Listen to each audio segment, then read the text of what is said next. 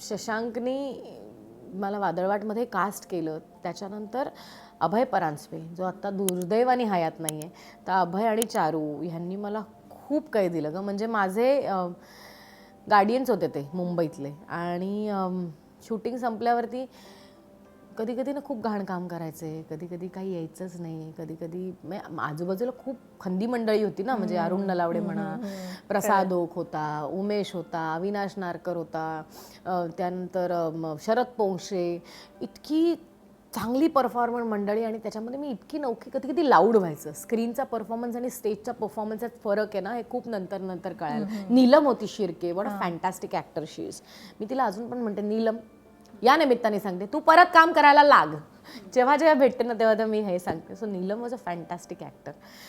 So भीती वाटायची, कारण आपण खूप लाऊड करतोय. मग ते हळूहळू हळूहळू ती रमा लोकांना हळूहळू आवडायला लागली. पहिल्या एपिसोडपासून ती आवडली असेल असं मला वाटत नाही, कारण मी हे शिकत गेले. माझ्या आजूबाजूची मंडळी, मंदार देवस्थाई, संगीत कुलकर्णी, हे शिकवत गेली. माझ्यावर संस्कार ना लोकांनी चांगले केले.